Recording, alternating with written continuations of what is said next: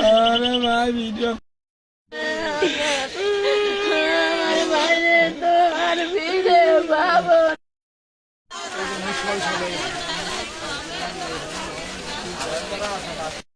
বুঝছেন এরা এলাই খুনি এরা খুন করে একটা বিদেশে থেকে বিদেশে 8 জন আইছে এরা সেই খুন করে আবার বিদেশ চলে যাবে তাই কই আইছে বুঝছেন এরা এরকম করে এরা কোনো দয়া মায়া নাই শরীরে এগা মিটাই দিয়েছে তা শুনি নাই তা খুন করে যায় কয় মাতুব্বরা মিটাই দিয়েছে এই যে মাতুব্বরা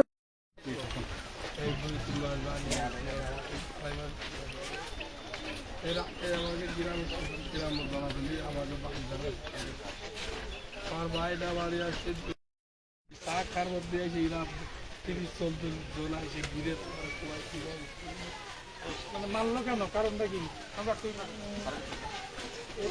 আগে কিছু ছিল নাকি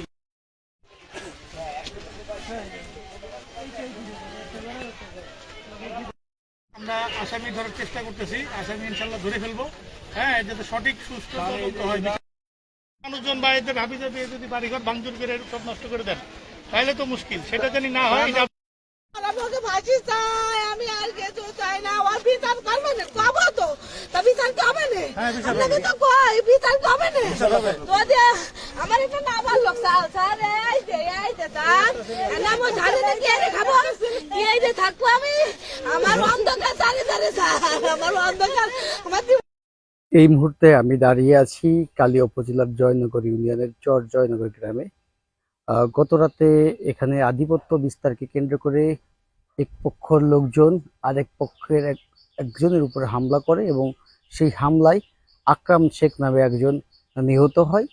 তারই জের ধরে প্রায় অর্ধশতাধিক বাড়ি লুটপাট এবং অগ্নিসংযোগের ঘটনা ঘটেছে। গত রাতেই ফায়ার সার্ভিসের কর্মীরা এসে আগুন নেভানোর চেষ্টা করেছিল এবং তারা যতদূর সম্ভব করে পানি দিয়ে আগুন নিভিয়ে গিয়েছিল। পরবর্তীতে যে আগুনের শিখা ছিল সেই শিখাতে আজকে আবার নতুন করে আগুন ধরে গিয়েছে এবং এখনও আগুন জ্বলন্ত অবস্থায় রয়েছে, পুড়ে যাচ্ছে ঘরবাড়ি। তবে যাদের ঘরবাড়িতে আগুন দেওয়া হয়েছে এবং লুটপাট করা হয়েছে তারা কিন্তু নারী পুরুষ এবং শিশু আবাল বৃদ্ধা কেউ বাড়িতে অবস্থান করছে না, তারা প্রাণ ভয়ে অন্যত্র চলে গিয়েছে। এখানে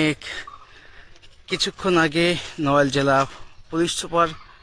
কাজী হেসানুল হক এবং সেনাবাহিনীর নড়াইল ক্যাম্পের কমান্ডিং অফিসার ঘটনাস্থল পরিদর্শন করে গিয়েছেন এবং নড়াগাতি থানা পুলিশ কালিয়া সার্কেল সহ সকলেই এখানে উপস্থিত রয়েছেন।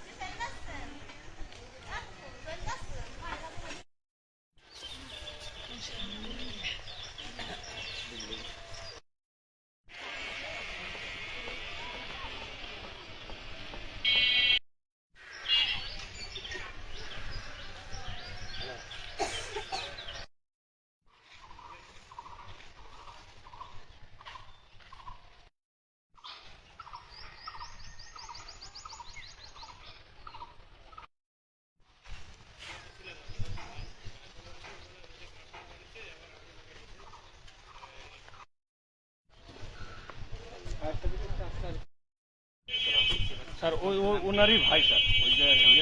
আনসারের ভাই স্যার আনসার